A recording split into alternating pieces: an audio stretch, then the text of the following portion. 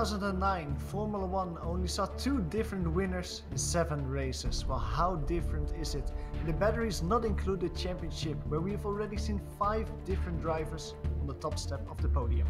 Joseph Fabian and Scott Newton are the big names so far this season, with both 2 wins under their belt. Will they add a third one to that list? We'll find out as we get ready to watch round 8 of the batteries not included championship here on the Global SimRacing Channel. Hi, my name is Johan van der Belt, and with me in the booth today is Nick Smack. Sam Ambrose is our director today, and he is using cameras provided by Doggy Beard. Nick, we continue the championship today with another classic Formula 1 track, Circuit Gilles Villeneuve. Tell us something about it. Yeah, Johan, good old Montreal. Every turn of this track has decades of North American open-wheeled, sports car, and even NASCAR history. They even had a World's Fair here back in the 60s. From long straightaways to tight chicanes, drivers of the Williams Formula 1 car today will have instant trouble slapped quickly in their faces, and they need to be ready.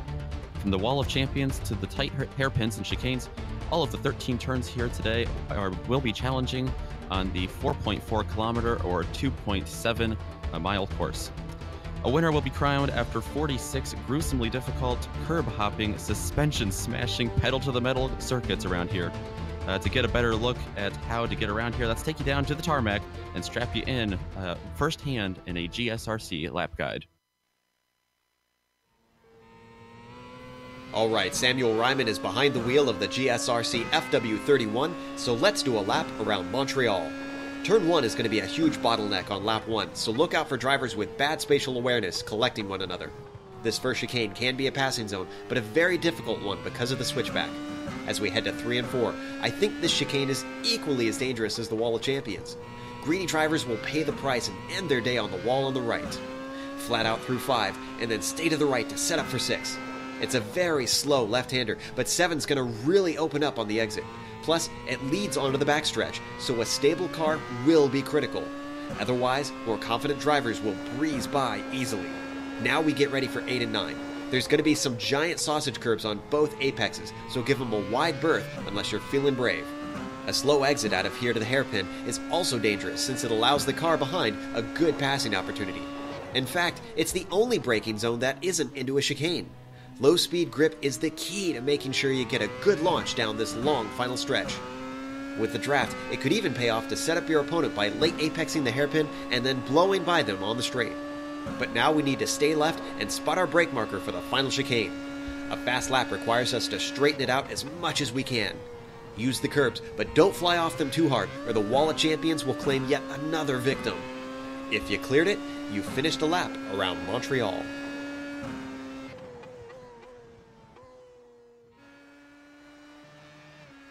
A lap through the walls here at Montreal, while the drivers are finalizing the final laps in practice, and before it's time for qualifying, let's take a look at the point standings so far this season. Of course, we've had 7 rounds so far. Now, just to look at the standings, this includes 3 of the 4 available drop weeks for the drivers. So simply said, it shows the best 4 out of 7 results of the drivers, and on top it has been, well, basically all season long, Joseph Fabian, the Australian, built up a buffer by winning round 3 and round 4. But since then he had to settle for 2nd places, and last time around in Imola, connection issues meant that he couldn't even start the race. And with that retirement, he lost 1 point to Clayton McLeod, who clawed down the deficit slightly. The multiple-time BNI champion won race 1 of the championship, but hasn't been on the podium since the 3rd round of the season. Antonio Ortiz Poveda is the reverse of the Canadian. He's been on the podium in the last 3 races, and good pit strategies have helped him so far. And a good result at Montreal might give him P2 in the championship, but unfortunately for the Spaniard, he's not here today. So unfortunately for Antonio, he will not move up further in the championship. Behind him, it's a slight gap between Poveda and Michael Overbay. The American has competed in all 7 rounds, scoring 5 top 10 finishing positions. But just as Antonio Ortiz Poveda, Michael Overbay isn't here today, so he will probably lose a P4 position to Floris Bissar. The Dutch driver is notorious for his quick starts so far this season. He hasn't been able to make all the races, and that means that 3 of his drop weeks have already been filled by times he didn't show up. So that's a small look at the point standings so far this season. Nick, can you tell us something about the race today? Yeah, we are just about 2/3 of the way through the season here in Batteries Not Included. It is week 8 of 12, as you were saying. We do have 4 drop weeks to go along with that. 46 laps today with open setups and a maximum of 67% fuel. That's going to be we're going to see a big fuel window today, and we're going to see a lot of strategies play out as well. We have no incident cap, but there are live admins, so you got to watch your P's and Q's today. And at the end of the day, what really matters is the points. This series uses official iRacing points that, of course, formulated out of strength of field and drivers in the race and whatnot. As you were just saying, we have quite the battle for the championship. Yeah, absolutely. And points, as you say, Nick, they are very important.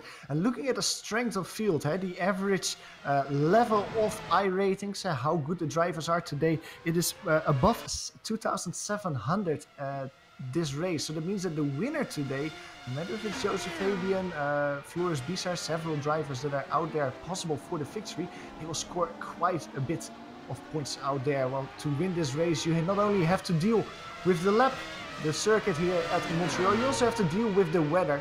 Let's take a quick look at it. It's quite a warm morning here in Montreal, 26 degrees Celsius, 78 degrees Fahrenheit. In this partly cloudy conditions, 85 degrees track temperature in Fahrenheit. It's 29 degrees Celsius. That's quite okay, I think, right, Nick? How is the weather looking for you? Yeah, it's, for November in Quebec, it's pretty warm, but, in the ideal virtual world that we get to drive race cars in here in iRacing, it doesn't get much better than that. 85 degrees Fahrenheit track temperature and just about no wind. In the meantime, we just got a little update from Frito Sport. That's the team of Kev Mills and Edgar Sancinelli. We've seen both those drivers earlier this season. Well, they gave us a little heads up that both drivers will not make it here today. Both drivers are away from their rig and cannot participate here in Montreal. While qualifying, as you see, has gotten underway and drivers are starting their first lap of the race. We're currently looking at Floris Bizar, that is. The Dutch drivers coming around the hairpin, one of the slowest, probably the slowest point of the track. A really important point because you need a good exit here.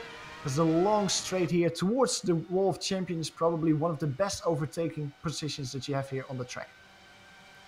Yeah, really pivotal point of the track there. You don't want to spin the tires coming out of there. You don't want to get the rear end sideways. As you just saw him have a little trouble there through the chicane. The Wall of Champions, it will jump out and hit you hard. And you got to avoid that. So even this turn right here, as we see him in 1 and 2, just the front stretch part of this track just so difficult. And that was one of the things that I was wondering about or thinking about before this race is starting. Like one of the key aspects in any race is the start. And the rundown towards turn 1 here at Montreal is quite short. The drivers do not have a lot of time to really get their car going. And that will help the drivers who are very quick on the starting line. And Floris Bizar is probably the best starter that we've seen so far this season.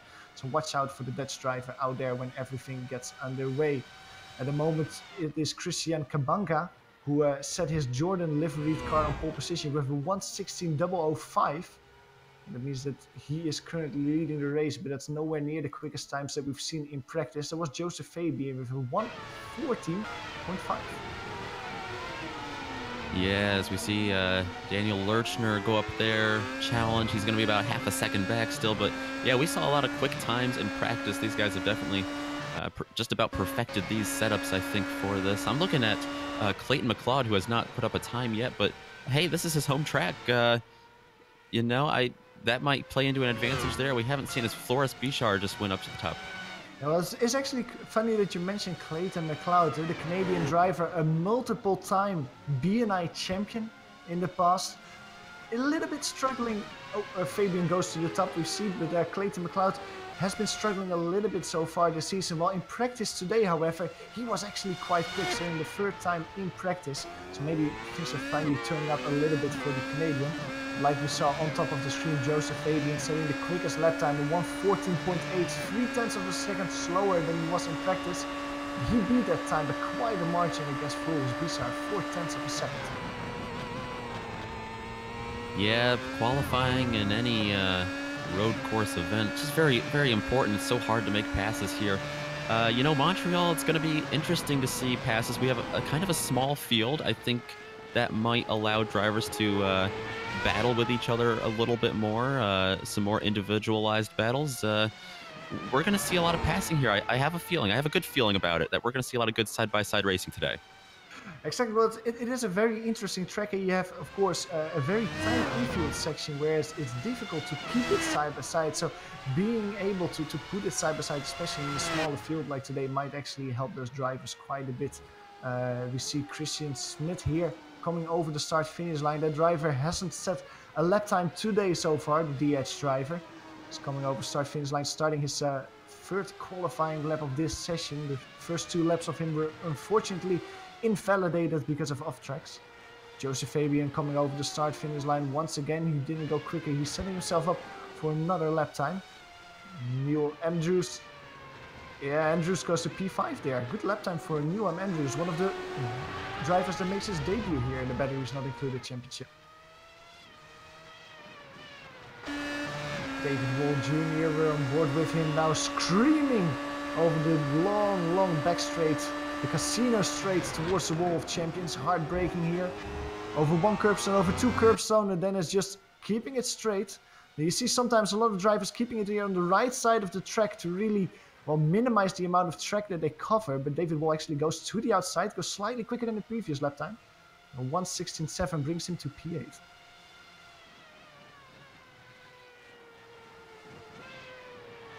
Floris Bizar is coming through the final chicane at the moment. Let's see where the Dutch driver can place himself this time around. He needs to win 0.4 of a second to bring himself to P1. He's actually starting a new lap this time around. And I think, we mentioned it before already, Floris Bizar, one of the great starters this season so far. I think that if Floris actually manages to grab P2 this qualifying, he will be very happy with what he has accomplished, because it wouldn't be the first time that he overtakes Joseph Fabian before they reach turn 1. Jay Friels is the driver that we saw for the first time last time around in Imola, coming through the final chicane. Now he's currently sitting in P10 with a 1:18.9. Walking over the finish line, his lap time goes... Oh, still an outlap for Jay Friels there, starting a new lap.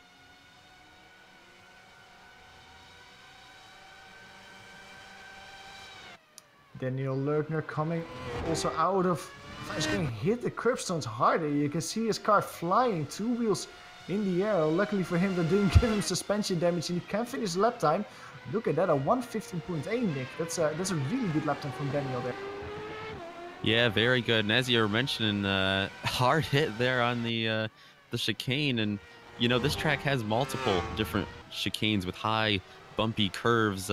It's really hard to judge that as a driver, because you get on the actual part of the curb, the flatter part of the curb there. It's a little slicker, and if you're too fast, the back end might slide out. But if you hit the curb straight on, you're going to destroy the suspension underneath the car. And it's really, that's what makes this track so unique, is how many high curbs these guys have to get over today. The battle for pole position isn't over yet. We saw, well, Nick was talking, Joseph Fabian go even quicker. 1:14.7 for the Australian. Floris Bizar behind him is also narrowing down his lap time. 1:14.9 for the Dutch driver. And in the meantime, Clayton McLeod went to P3 with a 1:15.5.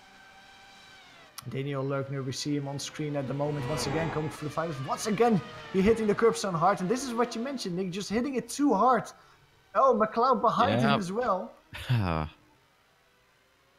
2 drivers there looping it around and ruining the qualifying lap. But this was exactly what you mentioned, Nick.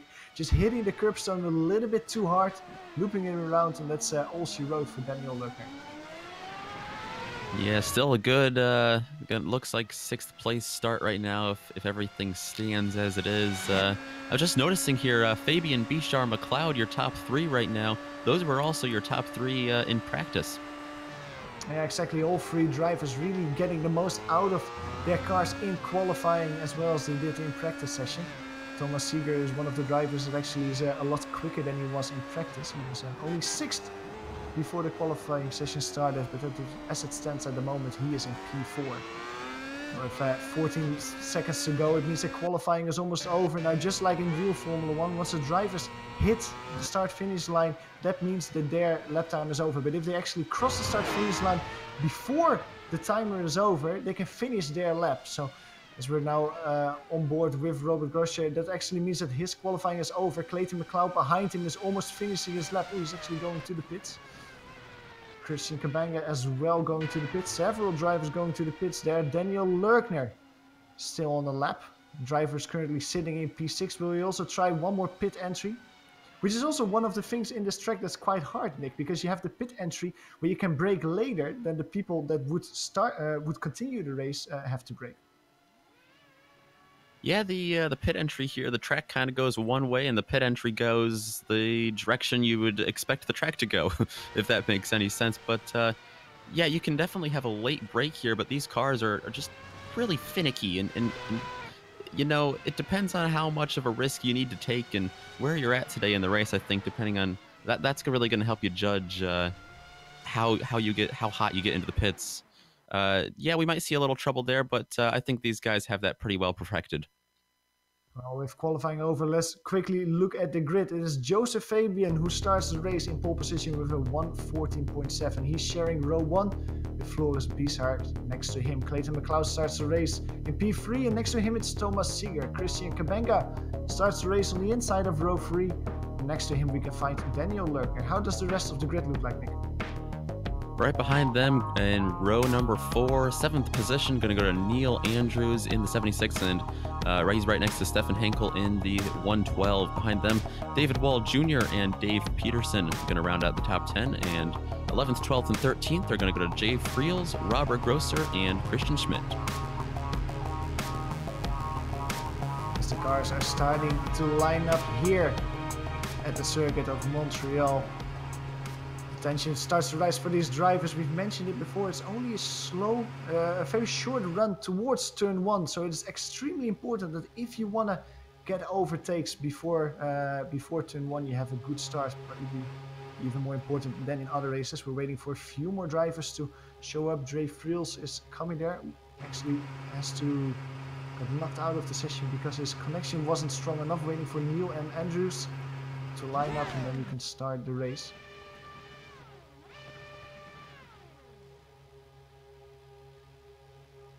Yeah, there Neil Andrews is.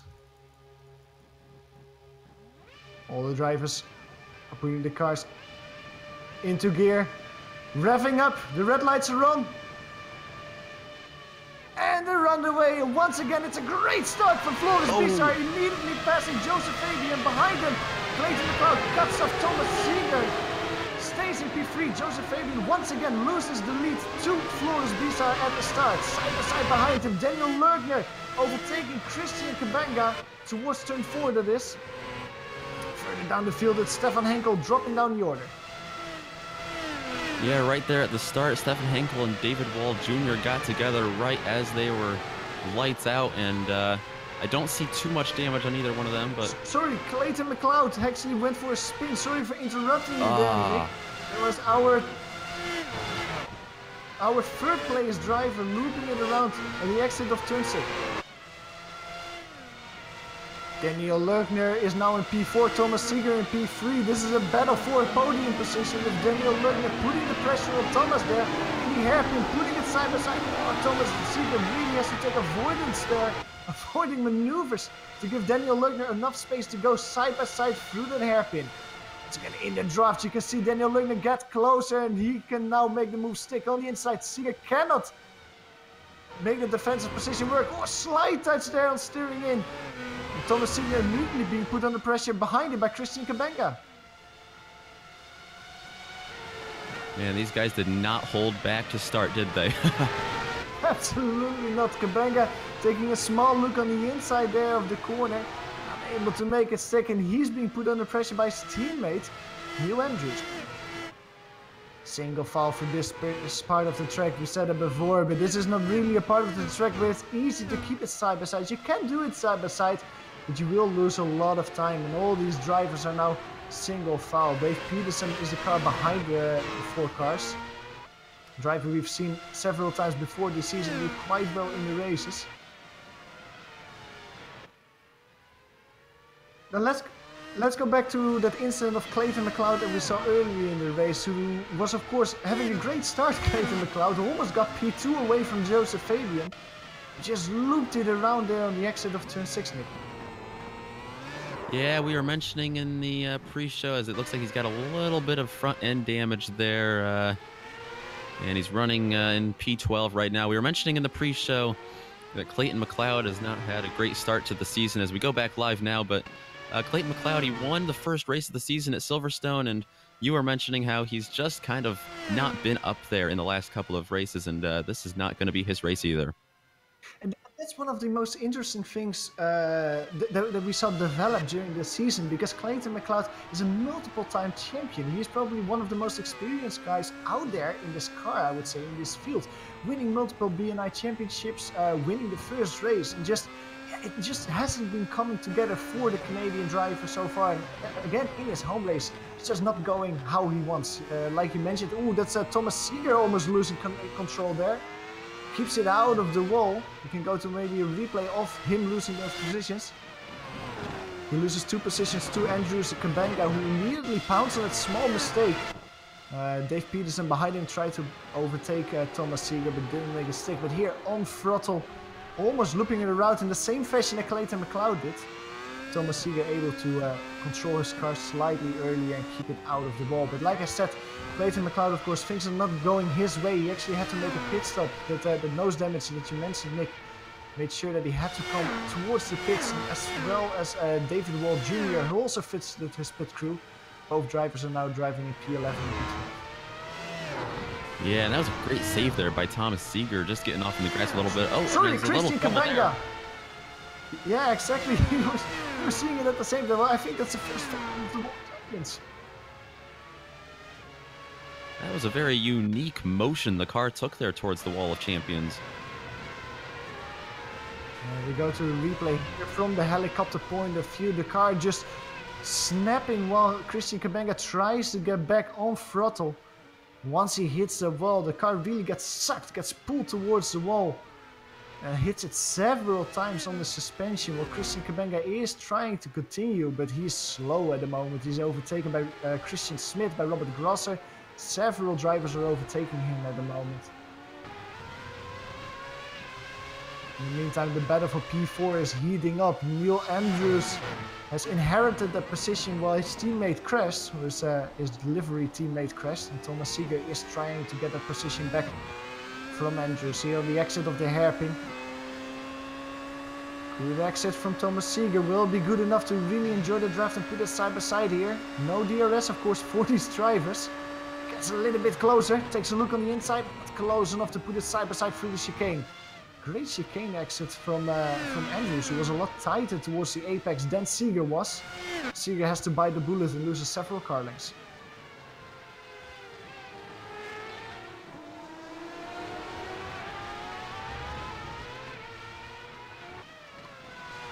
In front of the field, the battle for the lead has been heating up slightly. Floris Bizar immediately got the lead from Joseph Fabian. We've seen it several times in the season, but the same thing that we've seen several times this season is happening once again, that Floris Bizar can get the track position, but he doesn't have the speed to really increase the gap to Joseph Fabian.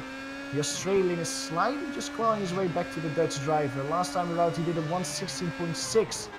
Compared it to Floris Bizar, he did a 1:16.7, only 1/10 of a second that time around. Lap before that was a half a second though that Joseph Fabian won. So the Australian is making moves towards P1.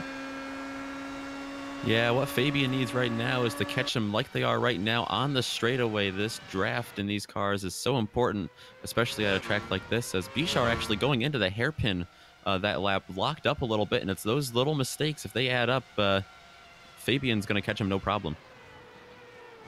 Luckily for Floris Bizar, even with that small lockup that he had in the hairpin, he still had a really good lap, a 1:16.2, and you can see it on top of the screen there. That was actually the fastest lap of the race. So the Dutch driver is responding to the increased pressure by Fabian. Just driving, putting a little bit more effort into it, a little bit more risk maybe into his driving, and the lap times are responding to that at the moment.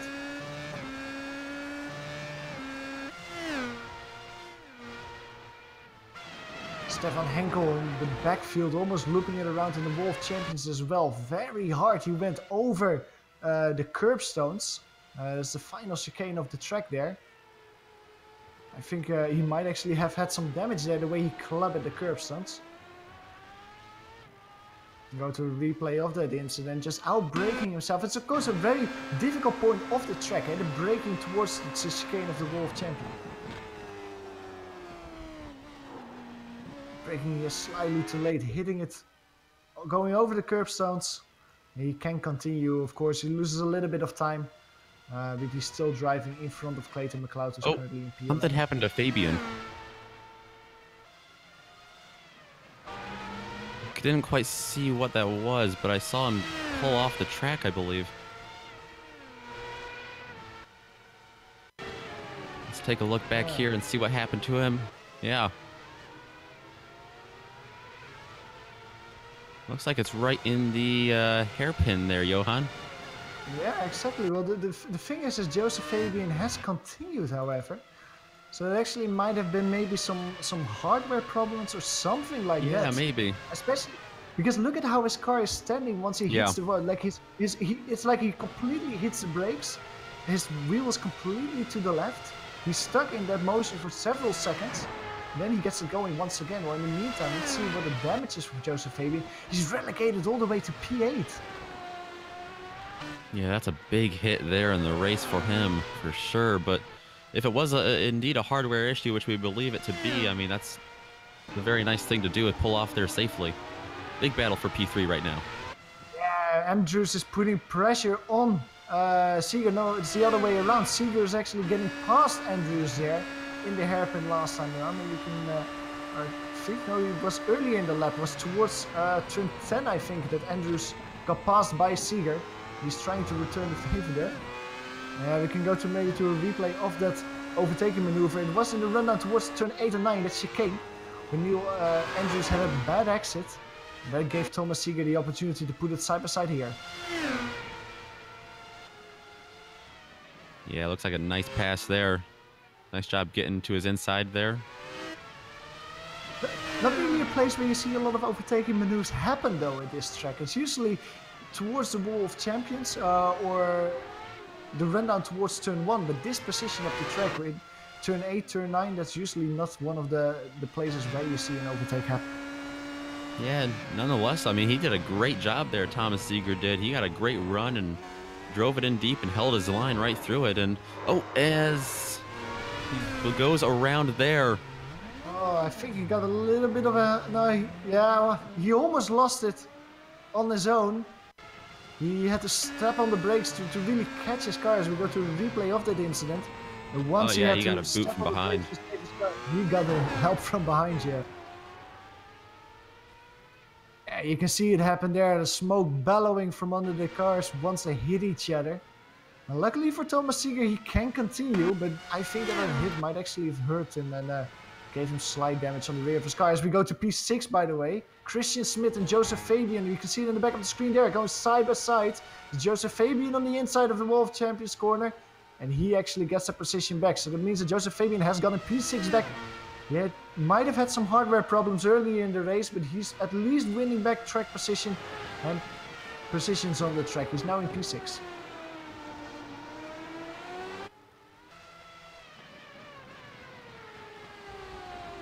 Battle for P3 is still going quite strong. Andrews now being put under pressure, not by Thomas Seeger, but by Dave Peterson. What a race Dave Peterson is having. He's putting it here on the inside. Bad exit from Andrews there in turn 7. Dave Peterson says thank you very much, tries it and makes the move stick on the exit though. He's a little bit untidy, and that almost gives the opportunity to Andrews to put it again side by side. Sliding through the hairpin is Dave Peterson. That will give maybe an opportunity to Andrews. No, he cuts him off just in the right moment. That's Dave Peterson to P3. What a race from Dave Peterson, starting all the way in P10, winning 7 positions in the first 10 laps of the race. Yeah, we have seen, I mean, we're only on lap 9, Johan. We have a long way to go with these guys. They got to survive to the end if they keep this up. Yeah, absolutely. And not only that, look at Dave Peterson, the gap that he immediately has to Andrews. That's Oh, that's almost half a second to a second between the two. Really showing how quick Dave Peterson is at the moment. Now, of course, this is also maybe a little bit of strategy that might be showing. Eh? Dave Peterson might be running with a lot less fuel than Neil Andrews is doing at the moment. And this maybe shows that Dave Peterson can go to the pits a lot earlier and have to stand still a bit longer to refuel his car. Yeah, we mentioned that briefly in the pre-show. 46 laps here, but you only have about 2/3 of a full tank of fuel at maximum. So a lot of different varying strategies I think we're going to see here. And yeah, that might be exactly what Dave Peterson's got under his car there. Just a lighter fuel load that's allowing him to excel so quickly up through this field. And you know, that'll help him here early in the race, but he's going to have to come earlier into the pits than everyone else. And hopefully he'll be able to hang on to that position afterwards when he gets out of the pits. Absolutely. Well, I actually be curious as well to see what his lap times are currently compared to Daniel Lerchner. That's one of the drivers that we haven't talked a lot about during the race, because at the moment he's a bit in no man's land. Daniel Lerchner, he's driving around in P2, had a great opening part of the race as well, winning 4 positions from starting at P6. Looking at the lap times, these drivers are so comparable, both doing an 18.0. Differences in the thousandths of a second between the two, so it's not that Dave Peterson is closing the gap, but it is really staying at the moment at the same as quick as Daniel Lerchner is at the moment. In the front of the field though, it's Floris Bizar really putting the hammer down and showing just how quick he is if he's not being put under pressure by Joseph Fabian right behind him. Last time around, the Dutch driver did a 1:16.2, only 100th of a second slower than his quickest lap time, and almost 2 seconds quicker than Daniel Lerchner that time around. Let's see, coming up start-finish line, this time around the 1:17.5, slowing down a little bit. Maybe the Dutch driver had one mistake here in Montreal. The gap just increasing, already 16 seconds between Floris and Daniel at the moment. Yeah, a lot of chaotic racing in the back has really allowed Bichar and Lerchner to pull away up here in the front. But, you know, this race is far, far from over. And these guys, just because they're not in the top 2 or 3, does not mean they have a chance. Another battle that's starting to heat up once again is the one for P4. Neil Andrews is being chased down by Thomas Seeger. Now, of course, these drivers came together a few laps ago, where Thomas almost lost his car on the exit of turn 9, and I got a little bit of help of Neil Andrews on accident, I think. Got spun around. It's really quick at the moment though, Thomas Seeger. Look at that, he immediately cut down the gap. I think at the start of this lap, the amount of car lengths between them was like 6, 7, 8. And at the moment he's right on the gearbox. Taking a slight look here on the inside of turn 7. Keeps it single file though. And look behind him, Nick. Joseph Fabian isn't that far behind. This is a 3-car battle now for P4. Yeah, what a rebound for him. That was a great comeback here, and he's definitely still in great position in this race. You know, they always say if you're going to have a mistake in a race, you better have it early. And this is exactly what we're seeing here from Joseph Fabian as they're side by side down the straightaway. Thomas Seeger just a lot quicker in a straight line, using the draft and getting past Neil Andrews. Neil Andrews very loose there on the exit of the Wolf Championship chicane. This will give Joseph Fabian a chance. Joseph looking on the inside of turn 1, keeps his nose there, side by side, going to turn 2. Andrews tracking out slightly, and that causes Joseph Fabian to step on the brakes to avoid the yellow car in front of him. But once again, he keeps the nose on the inside of turn 4, has to give way once again. Stays single file here, and look at Thomas Seeger in front of them. He is really profiting from this battle because the gap between him and Andrews has already increased to over a second. On the exit here of turn 7, we've seen a few overtakes here already. Joseph Fabian with an extremely good exit, immediately putting it side by side, and before they even reach the braking zone, he has passed Neil Andrews and he gets back P5. Yeah, that was such a great lap so far by Joseph Fabian. Turns 1 and 2 are quite possibly the worst places to make a pass, in my opinion, at this track, and he was side by side coming out of them, so he almost got the job done. You knew his car was fast right when you saw that, and now you see him get around Andrews there, and he's going to be setting his sights on Thomas Ziegler ahead of him. Yeah, looking at the lap times between Thomas Ziegler and Joseph Fabian the last few times around, I think that it will happen quite quickly. There's around a 2-second speed difference between the two in favor of Joseph Fabian. So the Australian, who's currently 2.2 seconds behind him, 3.2 seconds behind him, will probably claw that gap close very, very quickly. We're currently on lap 14 of this 46-lap race. That means that we're almost on 1/3 of race distance. That also means that the pit window is now officially open.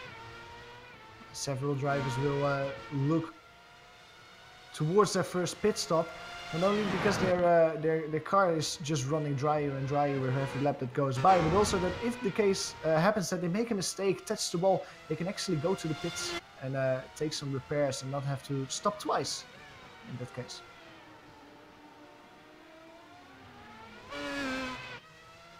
Now, for the people that were wondering, is Floris Bizar still leading? Well, I can assure you he is still leading. Look at that gap between him and Daniel Leukner. It has increased to 19.3 seconds. The Dutch driver just really putting the hammer down and keeping the hammer down. The last few laps around, his pace is decreasing slightly. Where he was doing 1:16.2s earlier in the race, it has increased to 1:16.2s or even low 17s at this moment. So maybe just tire wear is hurting the pace of Floris Bizar at the moment. Yeah, bringing up tire wear there. The thing that Bizar has an advantage over everyone else is that he has a 18, well now 19, 20-second lead, and you know, he can definitely sit back a little bit, take his foot off the throttle in the turns here a little more, and save those tires a lot more than everyone else. And that might open up a whole new field of different pit windows for him, not just with fuel, but with tires, and make him faster in the long run at the end of this thing. Absolutely, a lot of options for him. While Floris Bizar is really fighting with his strategy at the moment, there's another battle on track heating up. That's the one for P6. Christian Smith is being chased down by Robert Grosser. Both of these drivers started outside of the top 10, P13 and P12 respectively, but have won quite a few places so far since the start of the race. Robert Grosser is looking forward to make that another position.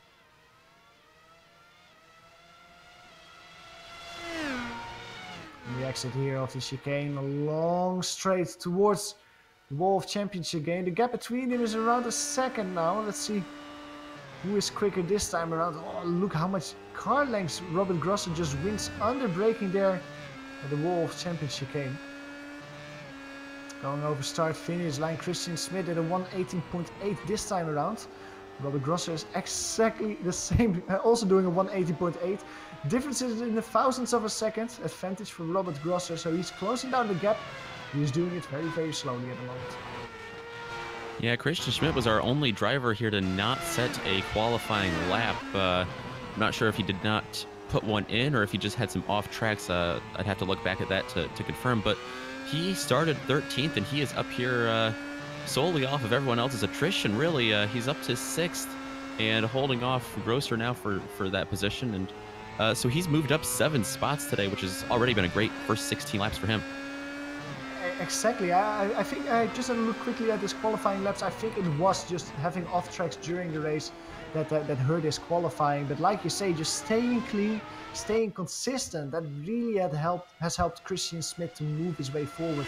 And he's 7th position so far and currently driving in P6. Now, if we go back forward 2 positions towards P4, the battle for that position is heating up. Thomas Ziegler has officially been run down by Joseph Fabian. They're going nose to tail through turn 2 at the moment.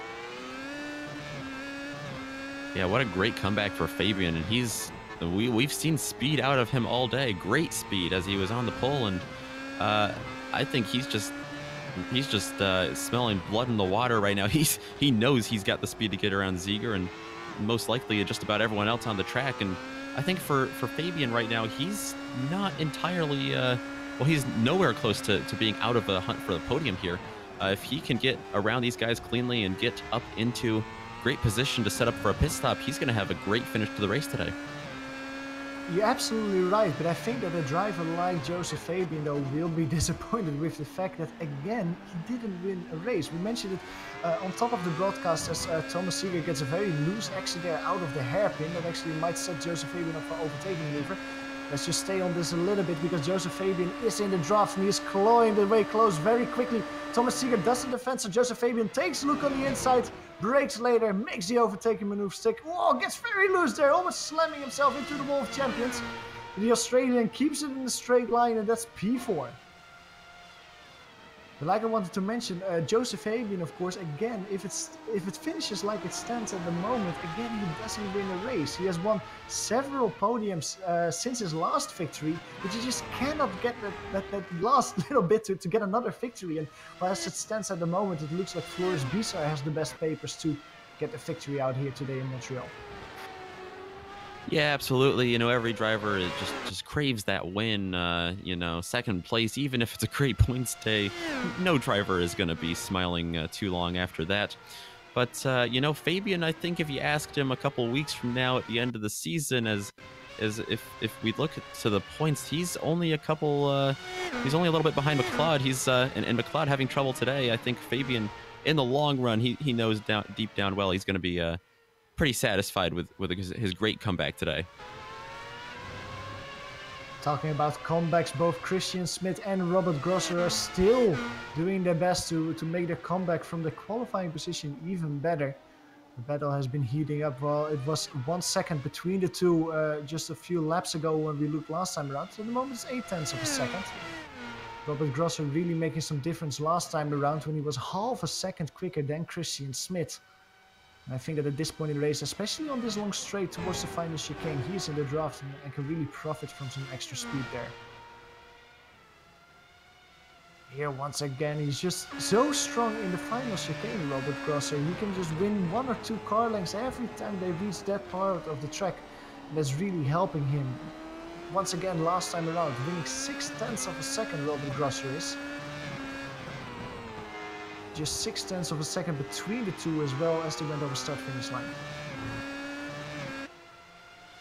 Yeah, Christian Schmidt looks to be driving a little more conservatively here, whereas Robert Grosser, he knows he can catch him, and he is catching him as we watch it unfold on screen right now. But Christian Schmidt, I think he knows that we're just about almost halfway to the end of this race, and a cleaner race for him, I think, is just very important for him right now. And we've seen so many guys run into trouble in the first 20 laps today, and I don't think Christian Schmidt wants to be the next victim of one of those incidents. One of the things that you mentioned is you're absolutely right. We're almost at the halfway point of this race already. And one thing that we've seen a lot in the earlier races this season were undercuts. A lot of drivers that came in almost immediately when the pit window opened just to try a completely out-of-the-box strategy and winning a lot of positions that way at the end of the race. Well, as it stands at the moment, no one has made a pit stop yet. Not included the drivers that of course had to come in for repair. So it seems like all the drivers out there today are kind of on the same strategy. Joseph Fabian, you could see it on top of the screen a few moments ago, set the quickest lap time of the race, a 1:16.2 for the Australian. Incredibly quick lap time. He's only 5 seconds behind Dave Peterson in front of him, and he won 1.5 seconds last time around. So if my calculation is correct, it's 3 to 4 laps it will take before Joseph Fabian is in the rear of Dave Peterson. Yeah, and another thing I'm noticing is that the leaders up here, Bichard, Lurchner is going to be behind him about 23 seconds back, but they are Bichard as well is starting to run into some lap traffic here, and that shouldn't affect him too much. Most of the guys here respecting, you know, the yielding to the leaders, but I'm interested to see if that's going to throw off anyone trying to get to the pits or just mess up their lap times in general. I'm sure it will, but I think Lurchner and Peterson know that this might be their opportunity to take advantage of Bichard should he make a mistake because of one of these lap cars. Yeah, I agree. Look, Floris Bichard at the moment is trying to lap Clayton McLeod. Man, I don't think this is an overtake that Clayton McLeod wants to see. Of course, had a really good qualifying in P3, had a good start as well. And well, everything went wrong for him. Oh, as I see a hard crash that just happened with Christian Smith. Christian Smith, I think, yeah, he's sitting in the pits. He just had a hard crash on the exit of the final chicane, not hitting the outside, not hitting the wall of champions, but just Robert Grosser taking evading maneuvers there as well. As we're on board here with Christian Smith, just follow his car, especially on the exit. He just goes too hard on the exit, too hard on the power. Loses control, slaps hard into the inside wall. Several rotations, and I'm pretty sure that's day over for Christian. Yeah, and then when he got his car stopped right in the middle of the track, it was Robert Grosser who was battling, or he was trying to hunt him down there. He had to come to just about a complete stop and to go through the grass just to make sure he avoided them. And then Hankel behind them had to get on the brakes pretty hard too to avoid the idle car of Christian Schmidt there. Yeah, it's really a concertina effect almost, how all the cars just bunched up towards each other. A great racecraft from both Hankel and Robert Grosser to really avoid the drivers in front of them. I don't know if viewers have been viewing the top screen of the broadcast so far, but it's lighting up purple, purple, purple, and again purple. And that's all thanks to Joseph Fabian, who's setting quickest lap after quickest lap. It was a 1:16.2 a few laps ago, then a 1:16.1, and this time again a 1:16.1. And he's so close to Dave Peterson at the moment. Yeah, and a great battle here for P6 between Thomas Ziegler trying to hold out Clayton McLeod, who is 7th and trying to claw his way back into this race. McLeod has him right in front of him. He's got the draft. He just needs to get side by side with him and hold his line cleanly through a turn, and he's going to be by him no problem, but easier said than done for sure for Clayton McLeod. I just took a look what happened with... Oh, as behind him, Clayton McLeod has actually contact with a race leader. That's Floris Bizar having contact with Clayton McLeod. Trying to lap the Canadian who gets loose in turn 7. Wow. I think that Clayton McLeod maybe just didn't see the Dutch driver there. Steered into it. It's a few corners after where we are at the moment. We can just follow it because he's battling here with Thomas Seeger, who actually just made his pit stop. So that's why he fell down the order so much, Thomas Seeger. Trying to, of course, on colder tires, keep Clayton McLeod behind him. And Clayton knows that he has warmer tires and he has to make the overtaking maneuver stick. Gets loose here, he just snaps back on the racing line, probably not knowing that Floris Bizar is there, just looking at Thomas in front of him and hitting the Dutch driver. Now, luckily for Floris Bizar, doesn't seem like he has a lot of damage. It actually looks like he can just continue. His front wing looks quite okay, because he actually goes almost off the track there in turn 1. Yeah, I think there was a little net code involved with Bizar getting past there, but I think what happened was Clayton McLeod was so focused on getting around Thomas Ziegler and getting back into this race. Oh no! Bizar. Oh no, Floris Bizar putting it in the wall, and I think that actually might have been a part of the damage that he had with that netcode just going. Yeah, his car just not slowing down, maybe also braking a little bit too late there. That's into the chicane of turn 3 and 4. Just hitting it hard there on the exit into the wall.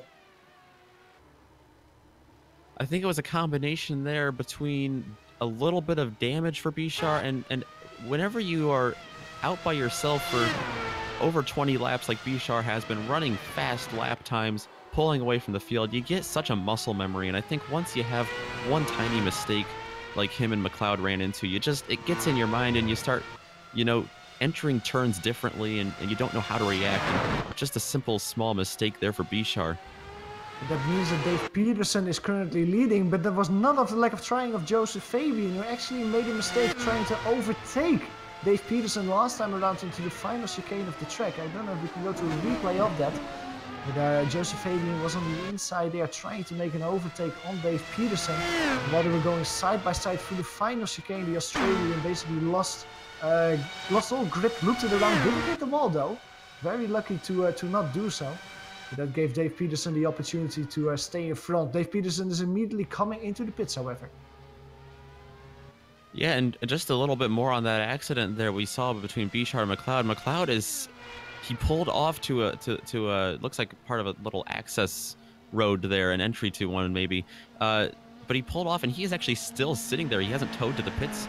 He's still sitting right off the track, right to the right of the straightaway there. Not quite sure what's going on there with him, but there you see on screen he's just sitting there Not sure if he's got something wrong or what's going on with him. And let's hope that he can continue. It almost reminds me of hardware problems that we saw early in the race with Joseph Fabian, just the way that he parks to the side of the road. As you can see on screen, Dave Peterson once again is out of the pit box. He comes out in P3, so good run, however, for Dave Peterson. Even though he made his pit stop, he still comes out on the podium position.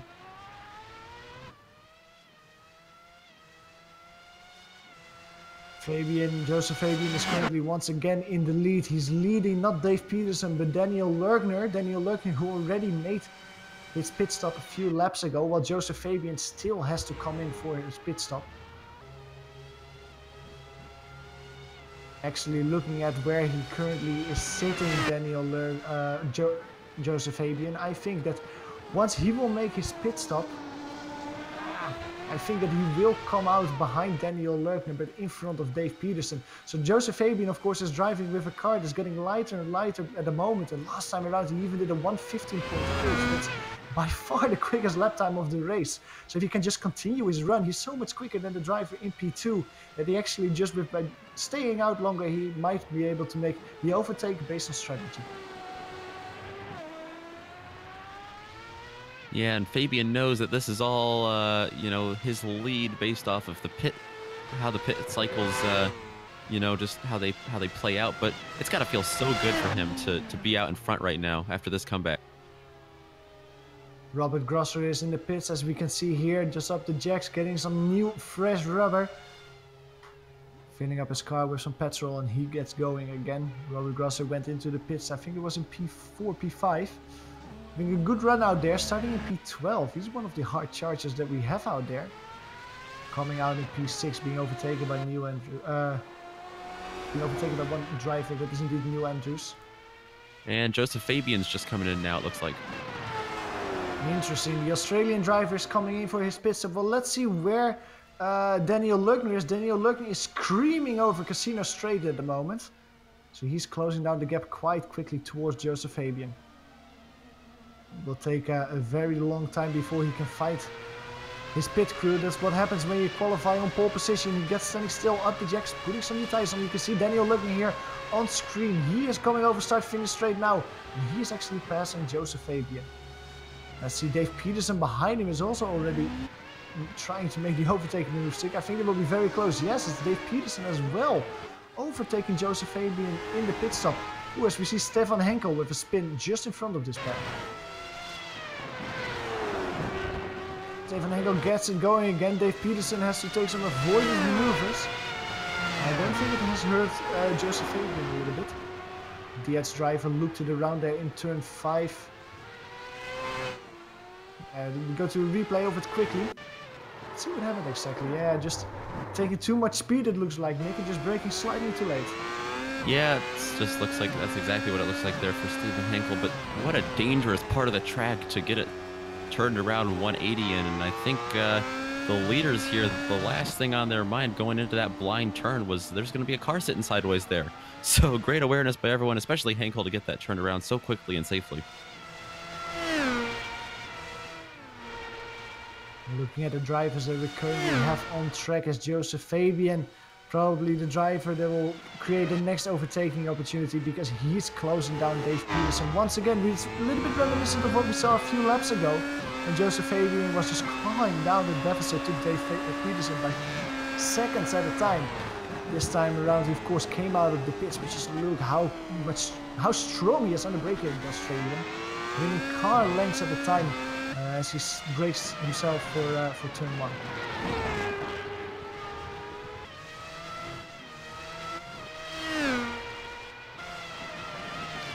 Coming here to the corner combination of turn 6, turn 7. Still a little bit too far, but you can just see how quickly he is closing down the gap to Dave Peterson. I wouldn't be surprised if he actually tries to move going into the final corner of the track. Yeah, we've seen Fabian fight back his way up through the field all day, and he has not been holding back. He's not been driving conservatively at all. He's been going for the passes, and I don't think it's going to change here as he sets his sights to get around Dave Peterson ahead of him. And also looking at the gap between him and the leader, Daniel Lurking, there's only 7 seconds between the pair. I think that with the speed that Joseph Fabian is showing, it will take him 4, 5, maybe 6 laps if he's a bit unlucky to really find his way towards Daniel Lurkner, and he can try and overtake for the P1 position. So the curse that we were talking about earlier in the race, that he just couldn't get the final thing go right for him and really get that overtake once again after being on the podium several times in a row and not winning. It seems like Joseph Fabian is having great paper so far to really bring an end to that streak and win once again here at Canada.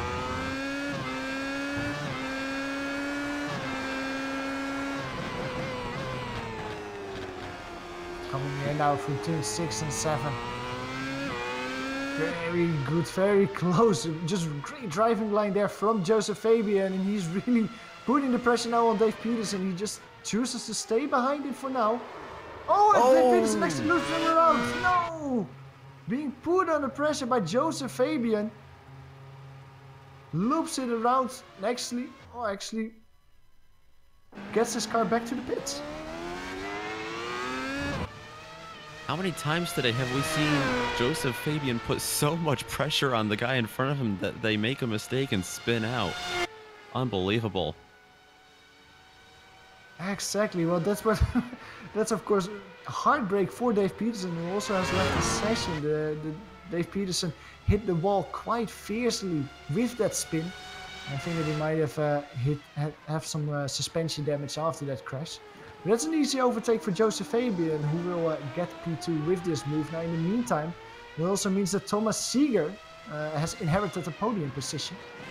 He's currently 13 seconds behind Joseph Fabian. He has started the race in P4 and is currently in P3.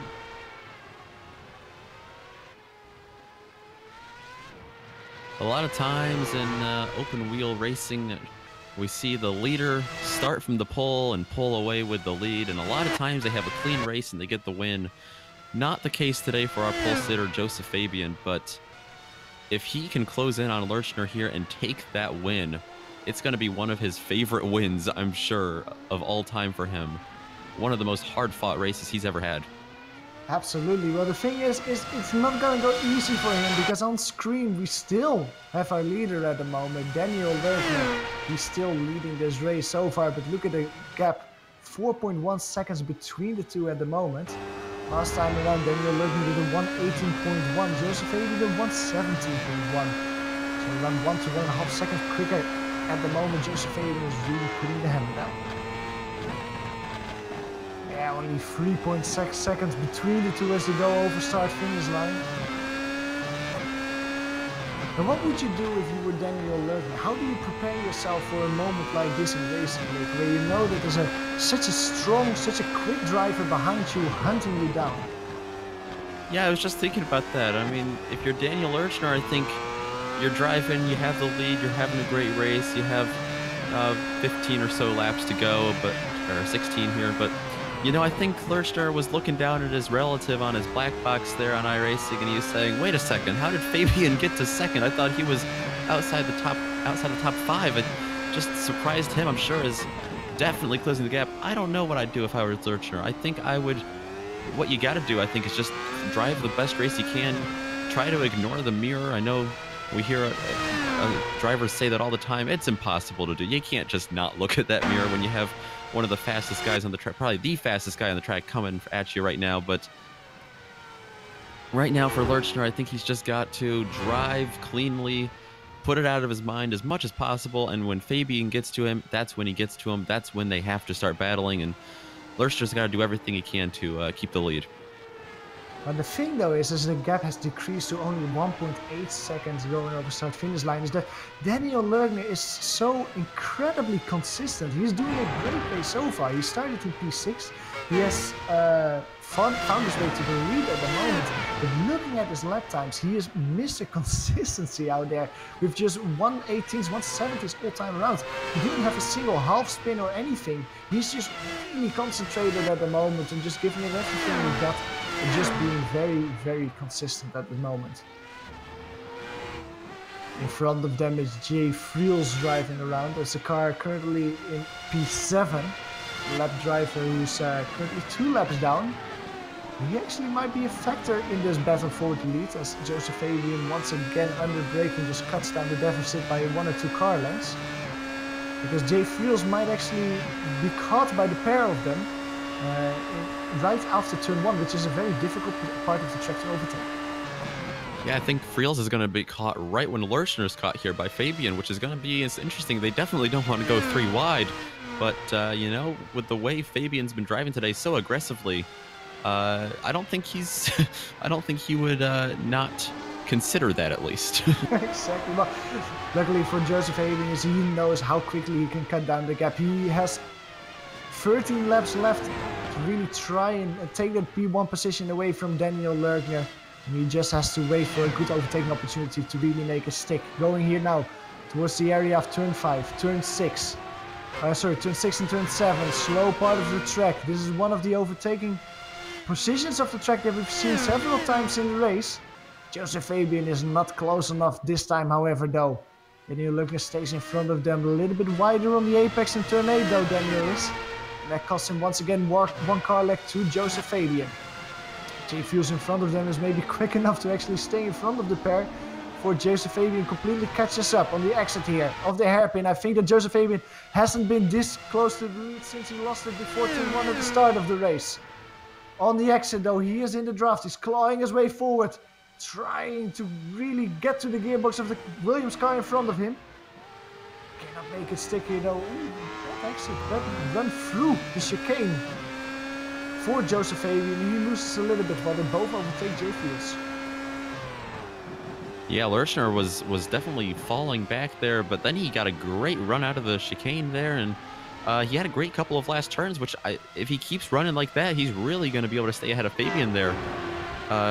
He got a little bit of a draft off of Friels, which helped him, of course, but for the time being, the last half lap or so, there hasn't been much closer here from Fabian.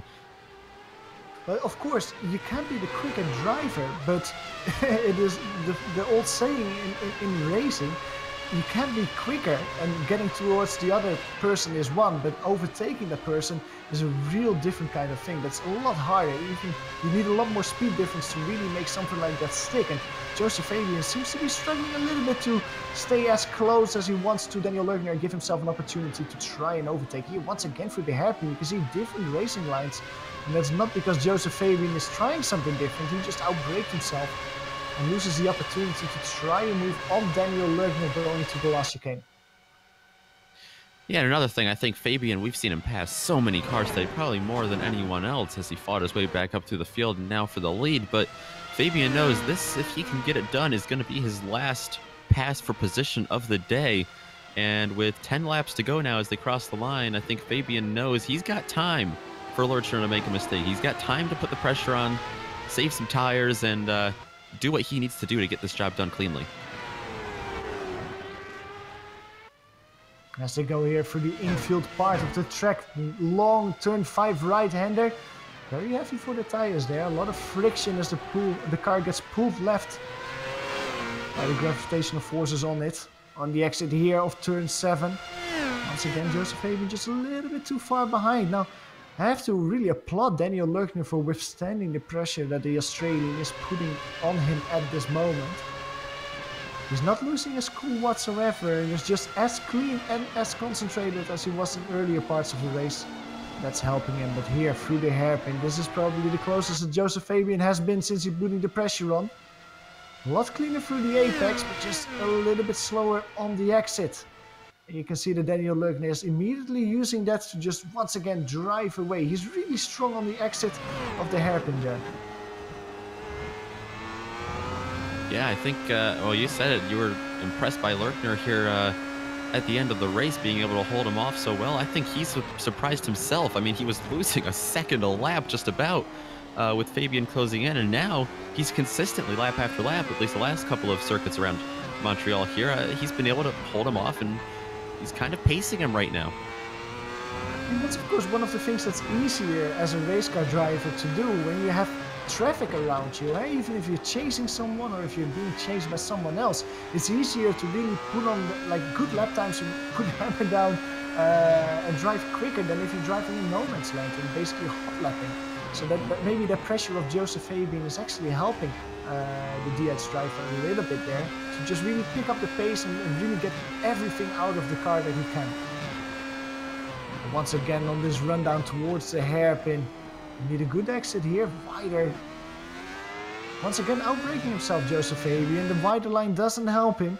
He cannot go earlier on the throttle and try and move here towards turn 1. Behind him, a quick update in the battle for P3. We don't have to go to it director, but the gap between Thomas Seeger and Neil Andrews is at the moment 7 seconds. He's being clawed down by Neil Andrews. He's around half a second per lap quicker. We can just find a little bit of extra speed. He will put Thomas Seeger under pressure for the final podium spot before the race is over. And once again, in turn 1, turn 2, Joseph Fabian just cannot find a way past Daniel Bergen. Joseph Fabian's last win in this series came just a little less than a month ago today at Spa, and that was the second win in a row after Suzuka. And you know, Spa, Montreal, not too different in a lot of respects. A lot of fast straightaways and a lot of very pivotal turns where passing is not easy. So Fabian definitely knows how to get it done at a track like this, and he knows that patience is key here, especially in a situation like this.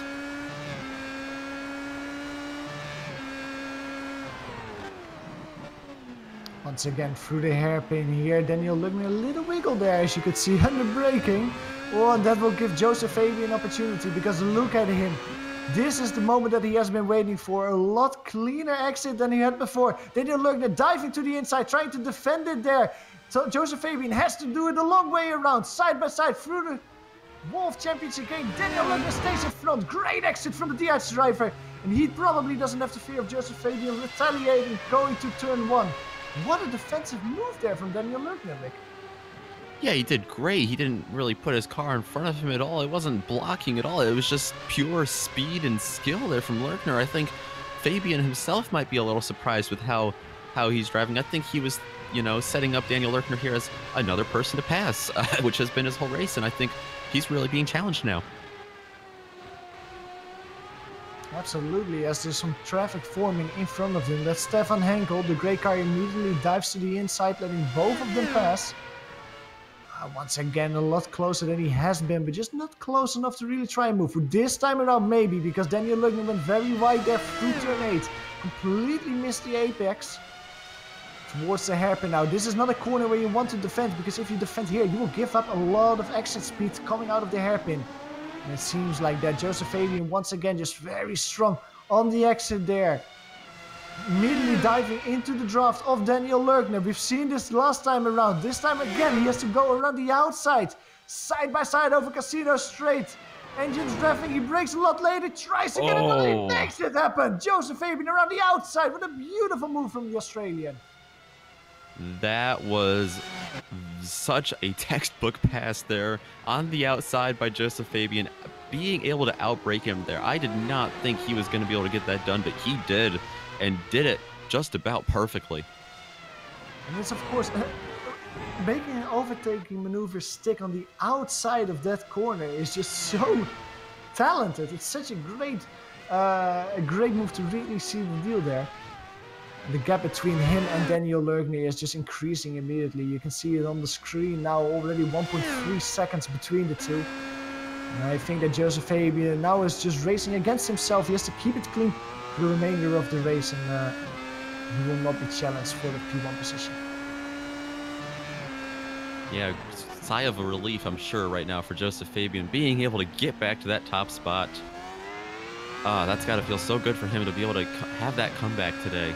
And to be able to, all he has to do now is get around here 8 more times, which it sounds simple enough, but we've seen a lot of drivers make mistakes on their own today.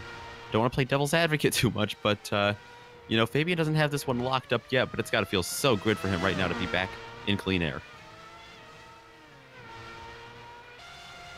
Okay, well, Joseph Fabian just went over start-finish with only 7 laps to go. Let's do a quick rundown through the order here to see where things stand here at Circuit Gilles Villeneuve. As we mentioned just before, Joseph Fabian is currently leading this race. He started in P1, he's currently driving in P1, but it doesn't mean that the Australian had a quiet race whatsoever. He really had to battle for it after that early spin at the beginning of the race. And With it overtaking maneuver on the outside of Daniel Lerchner, he really will feel like this victory is very much deserved.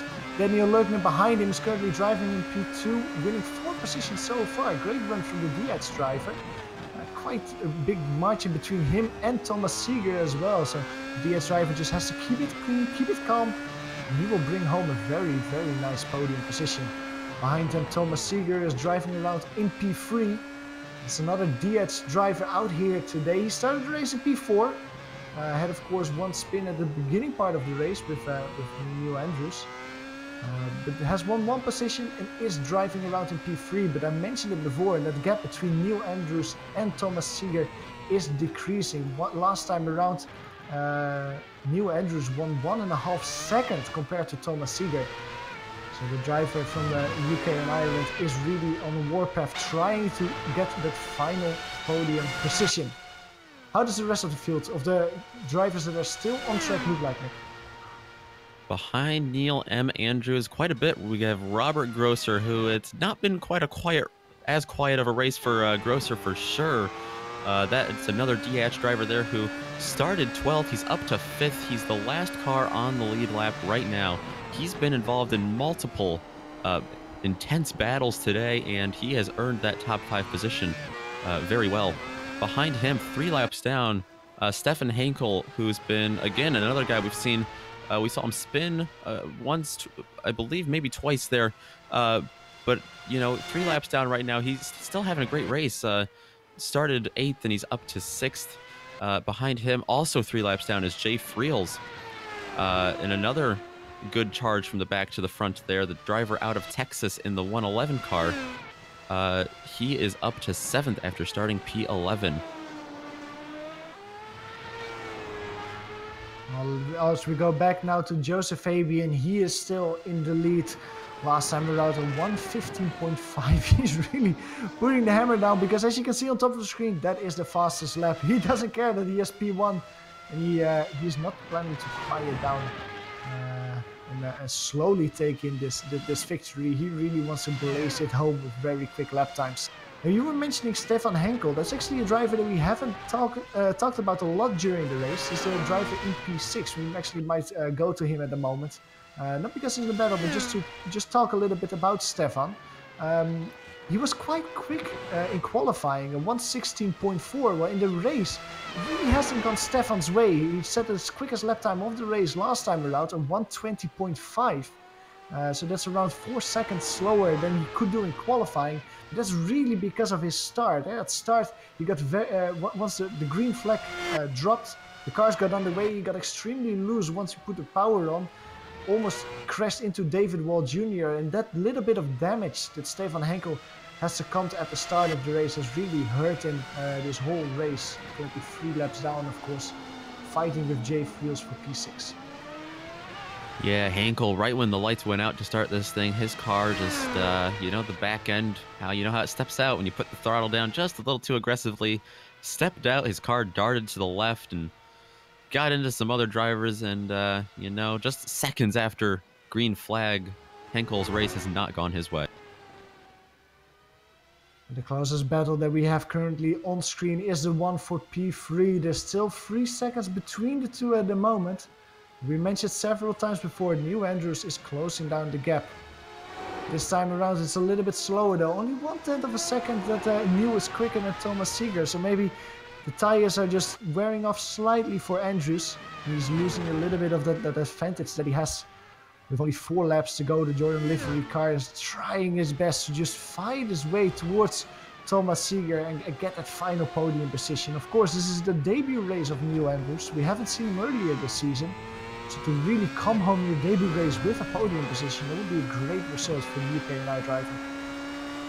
Yeah, what a start for Andrews in this series, later part of the series. Joining on here, we've got some races after this, 4 more left of the season, but great experience for Neil Andrews to get started in batteries not included, and I hope we see more of him in this series in seasons to come, because he is putting on quite a show here.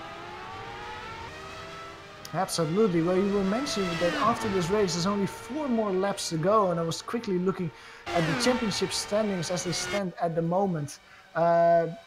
Joseph Fabian, of course, will have the best result out here today, winning the race, and he will overtake, or he will increase his gap towards Clayton McLeod once again with the difference in points scored between the two. Clayton McLeod, of course, only will be classified in P10 after his retirement early in the race. Because Antonio Ortiz-Poveda and Michael Overbay didn't show up today, they will lose a lot of time. Oh, as I see, that's Thomas Seeger almost losing his car in turn 2. That battle was immediately heat up between him and New Andrews.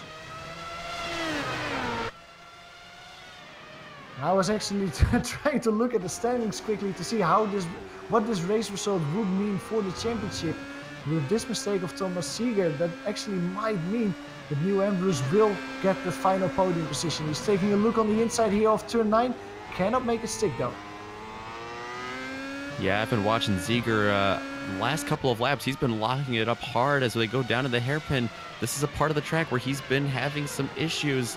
I'm wondering, as you see a little bit of a lock up there, he's going to be able to stay out in front. But I'm wondering late in this race if tires are just eating him up right now. Thomas Seeger is, of course, trying to get a second podium of the season. He once got a 3rd place in Kota.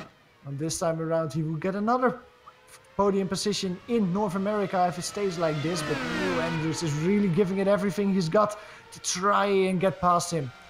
Great exit through the last corner. He gets extremely close here through turn 1. Less than a car length between the two. Just not enough to really make it stick. On the exit here of turn 2, New Andrews is a little bit wobbly there. A little bit too much power. Good for him to not loop it around, especially with only 2 more laps to go. Going here for turn 5, Thomas Seeger taking a defensive move on the inside there. We mentioned it before, once you make those moves really to defend your position, it will hurt you on the exit. Andrews got a little bit wobbly once again there. You can really see how his hands are moving inside the car. You can see just sometimes how much he has to just steer against the car, losing grip and save it from sliding around. It's quite close though as they run down here towards the hairpin. With a good exit here as Thomas Seeger goes very wide, and that will hurt him a lot on the exit. Almost opened the door there for him. He almost opened the door, but this will give New Andrews the opportunity to really dive into the draft. Thomas Seeger doesn't defend, and Neil thinks, thank you, man, for that opportunity. He dives on the inside, and he gets an overtaking move stick, and he gets P3 there with 1 more lap to go.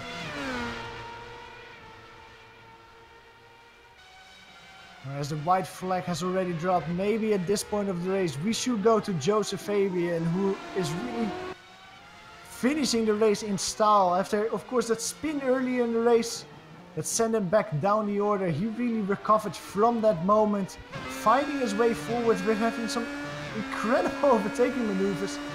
Maybe the cherry on the pie was that move on the outside of Daniel Lerchner in the final chicane of the track. He's already celebrating a little bit there on Casino Straight. Well, I wouldn't blame him because he's been dominating speed-wise, especially at the end of the race. Joseph Fabian from Australia, with his 3rd race of the season, solidifies his championship lead and wins here at Montreal.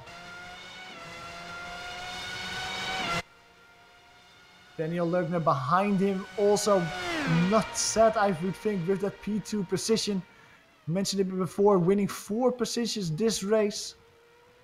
Started in P6, coming home in P2 after leading for a while, but losing against Joseph Fabian isn't a shame. You can see him swerve. He is happy and he comes home in P2. Behind him, New Andrews fends off Thomas Seeger. Doesn't give him an overtaking opportunity in the last lap of the race, and Andrews solidifies his race in P3.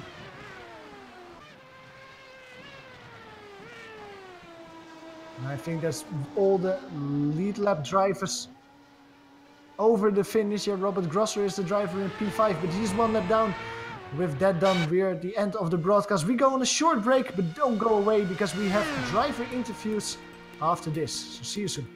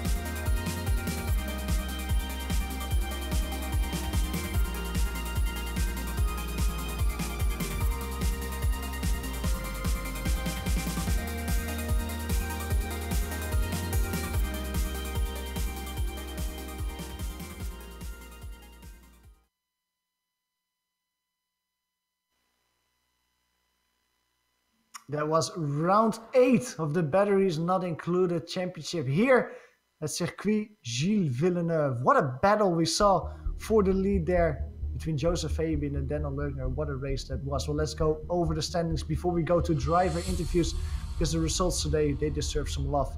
Joseph Fabian winning the race out here at Montreal after that early spin in the race, but really recovering there. And in the end, winning by 24 seconds. That really doesn't tell the story of this race. Daniel Lerner comes home after winning 4 positions in P2 for his first podium position of the season. And Neil M. Andrews on his debut race comes home P3. Thomas Seeger got overtaken a few laps before the end and has to set up for P4 in the end. Robert Grosser finishes in P5, the first driver 1 lap down. And then there's 2 drivers that also finished the race, but then 3 laps down. Those are Stefan Henkel and Jay Friels. How does the rest look like, Nick? After Jay Friels, we're going to have all of the guys who retired this race. Dave Peterson, Floris Bichar, who we saw so dominant at the beginning, in 9th. Clayton McLeod, the hometown guy here in Canada, going to come home in 10th place. Got to be a disappointing race for him and Bichar alike. And then 11th, 12th, they're going to be Christian Schmidt and David Wall Jr. Christian Kabenka found a lot of trouble early in this race. He's going to come home 13th.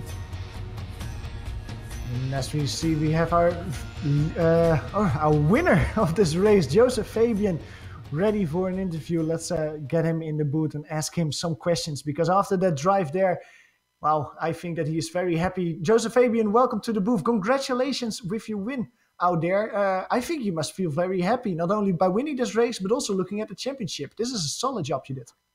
Yeah, a lot of things went wrong for me, but I knew, even though I think I was in P8, this is a track where I knew that there was probably going to be quite a few cars that wouldn't finish. I had my sights on P2. If I knew I could get that if I really had a good comeback, and then unluckily for Floris, he had some kind of issue, and that gave me the win. But it was a very sort of intense comeback, I guess. Especially, well, before we go look at your comeback, I just want to see about the problems that you had, because at one point in the race, you were P2, you were chasing Flores down, and you had to stop your car on the exit of the hairpin. What exactly happened? We suspected it was something with hardware problems, or was it something else? Yeah, it was hardware. It was I've had a problem actually the last 2 or 3 weeks. I think I need a new wheel or something. Yeah, my wheel literally just turns off. I think it's got to do with, it's always in heavy braking zone, so I think when I sort of hit the brake and brace myself against the wheel, it disconnects occasionally. Luckily it happened in a slow corner where I got a little bit of front wing damage, but my race wasn't over, and then I just very quickly had to reset my wheel and see where I was left. I could see that, obviously I think I was about 8th, but I knew if I worked hard and kept everything clean, I could make up a few positions, and it worked out really well. Well, it worked out extremely well, and especially the making up the positions. I just want to go to one of the moves that you did out there, which was the outside overtake on Daniel Lerner for the victory. That was an amazing move you did there in the final chicane.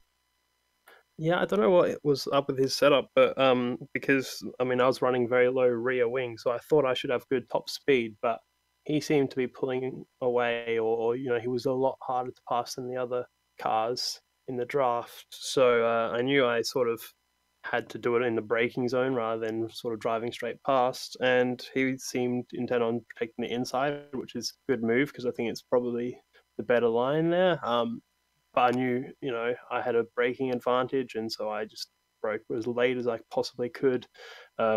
Gave up on the first apex and just aimed to try and make the second apex of the left-hander, and it worked perfectly. So it was a bit of a sort of risky one, but I'm glad I got past in the end.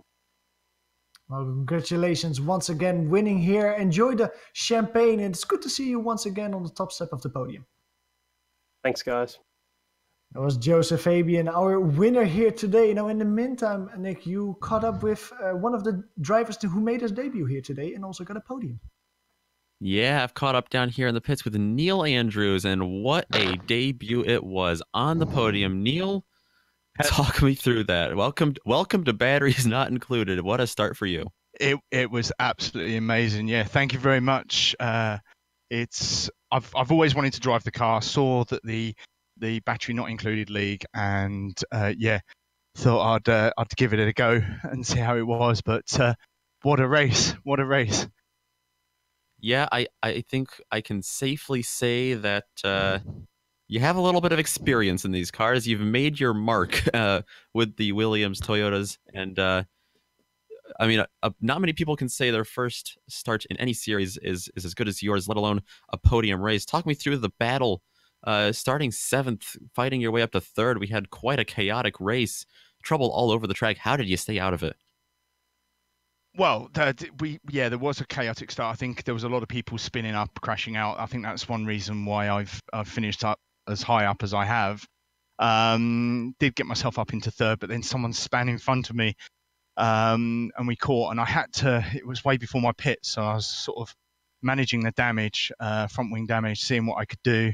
As soon as I could pit to take my fuel to finish the race, I jumped in, took the repairs, which was a nose coater wing, and took my fuel, tyres, and just put my head down and kept pushing and pushing.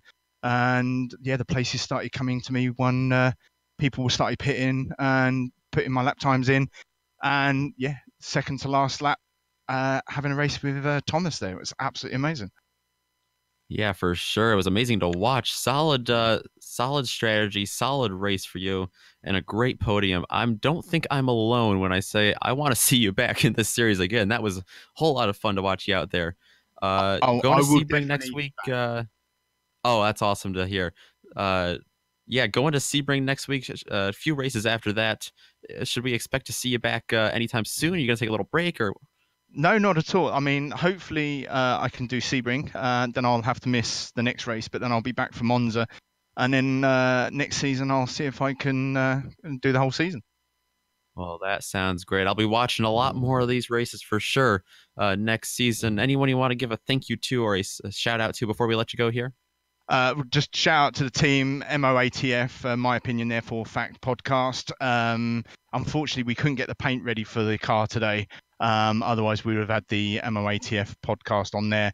And shout out to the sponsors, which is LuxSim24, who make luxury motion sim. So thank you very much for the sponsors and the team. All right. It was great to have you here in Montreal today. Hope to see you in the future. Johan? Yeah, that was Neil M. Andrews coming home with P3 out there today. Well, in the meantime, I've found Robert Grosser. Robert, welcome in the booth today. You are the hard charger today, winning 7 positions out there. That's a good result, I think. Yeah, I was really surprised by this result. To be honest, I did like a total of 10 laps in preparation for this race. I just didn't have enough time. Actually, I was wondering whether it's even reasonable to start at all. But then I saw a rather small grid today and just thought, okay, Clayton is putting so much effort into this league, then I will just start from the back, try to not harm anyone out there on track and just see how it goes. Just keep the car on track. That was my goal for today, and well, it worked.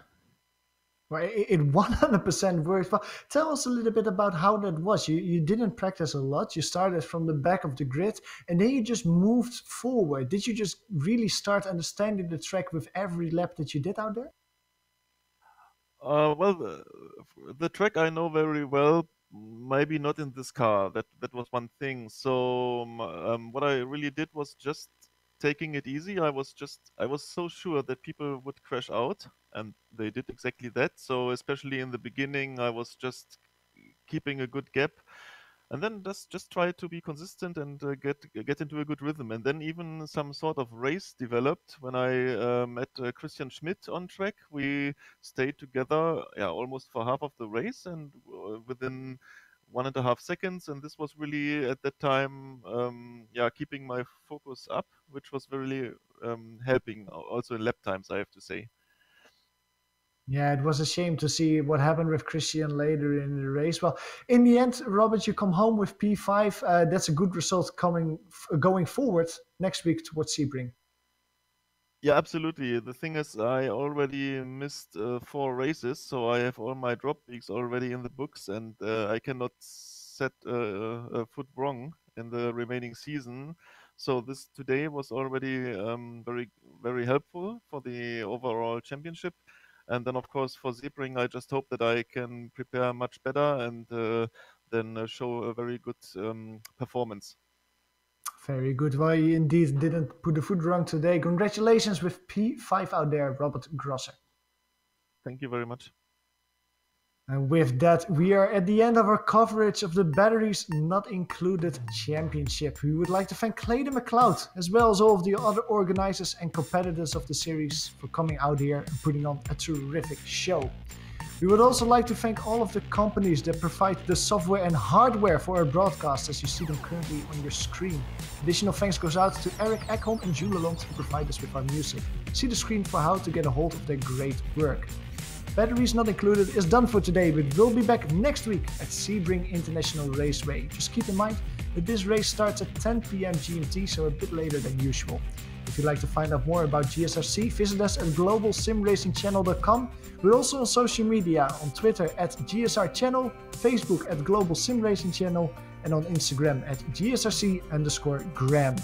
All of the upcoming races for our other series are listed on your screen, so check those out and mark them down your calendar so you don't miss a second of exciting racing action. And finally, on behalf of our crew today, Nick, Sean and Dougie, I'd like to thank all of you for watching. With that said, we're going to turn off the lights here in the booth at Montreal. So until next time, race hard, race clean, and we'll see you on the track.